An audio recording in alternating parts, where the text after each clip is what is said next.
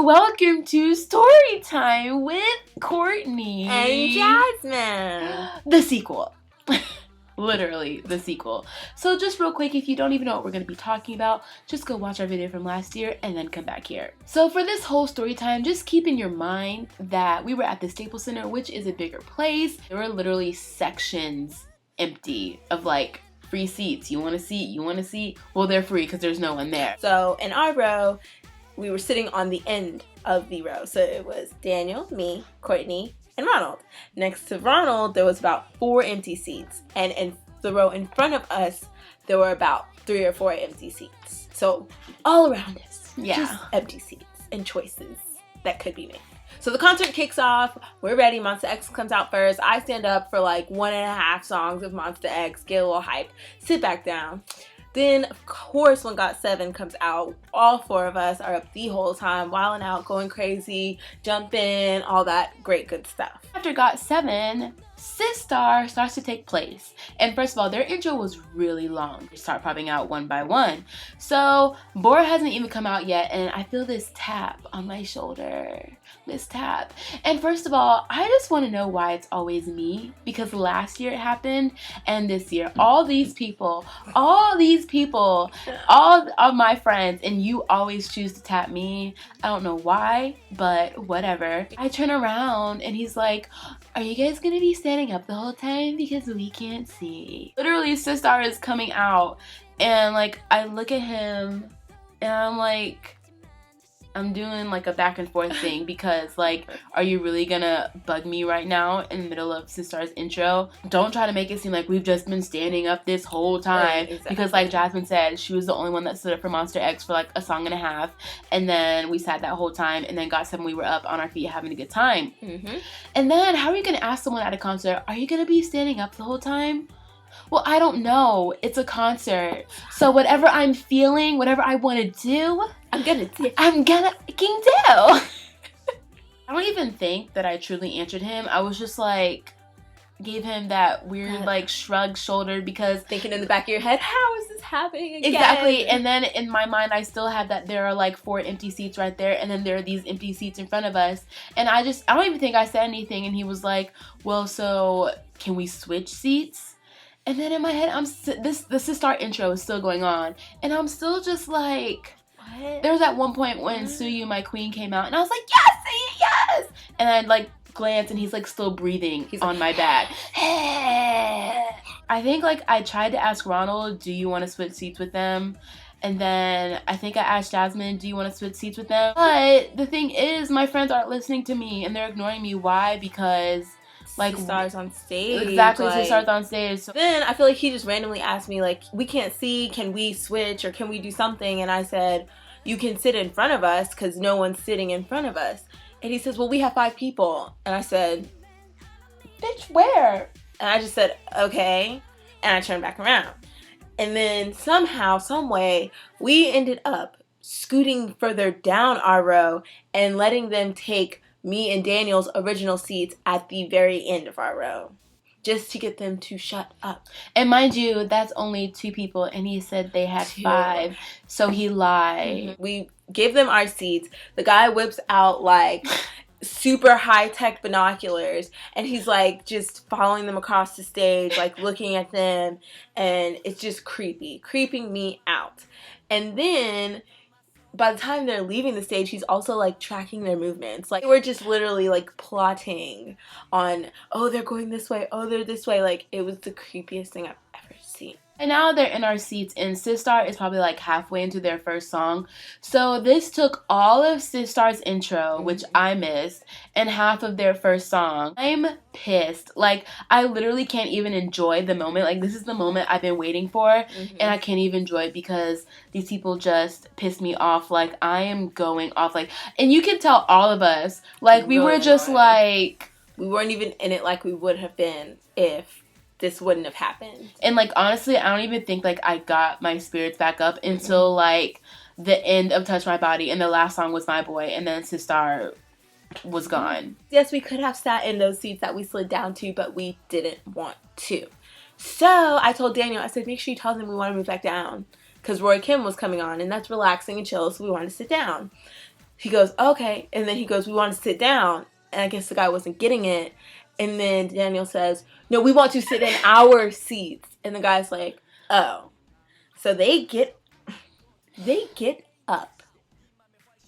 And they move to the row in front of us.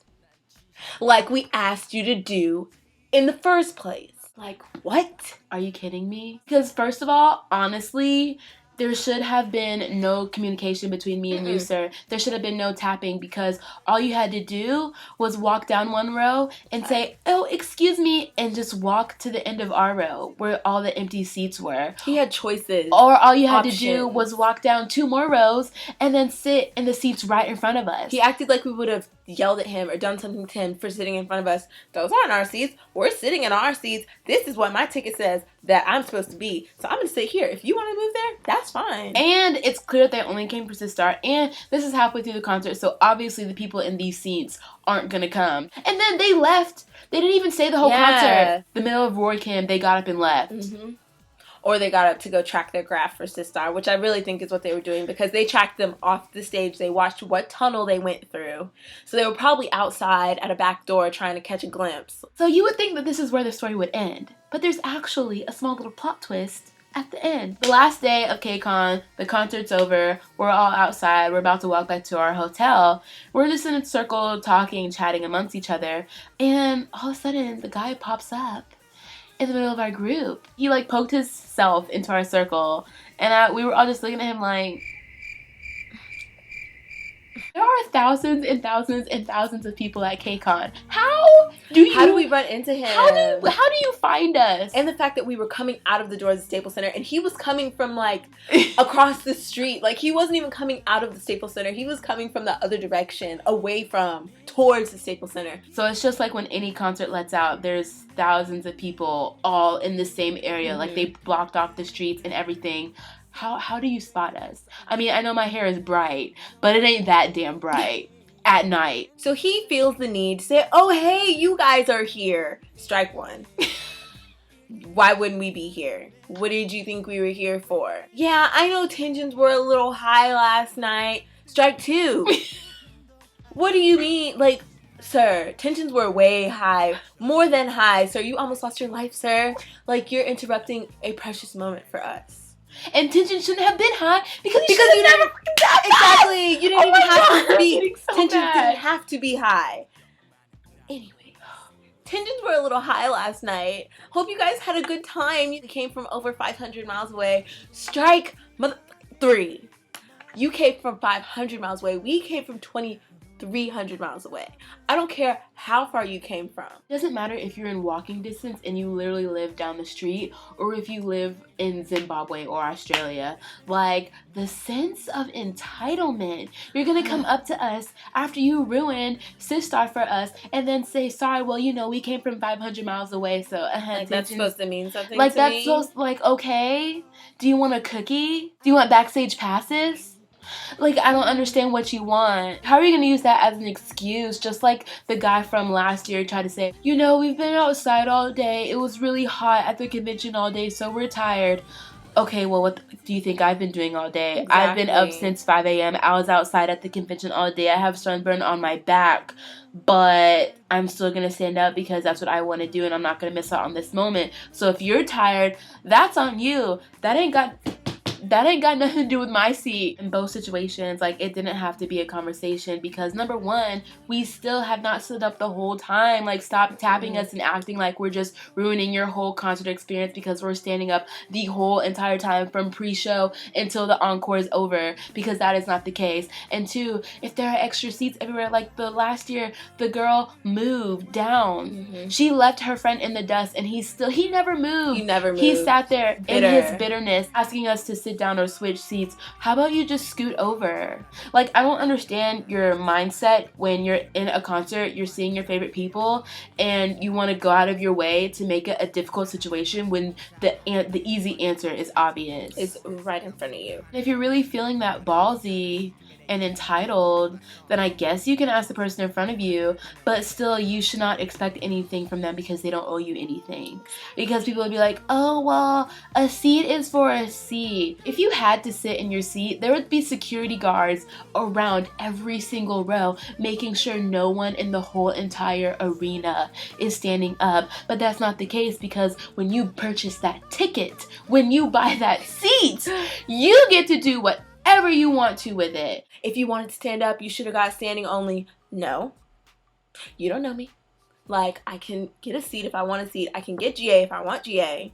And then there's plenty of people that are still in standing and they go to the back and sit down. Exactly. So are you going to yell at them? Stand up! Stand up! You paid for that. You have to stand up! You're in GA standing only!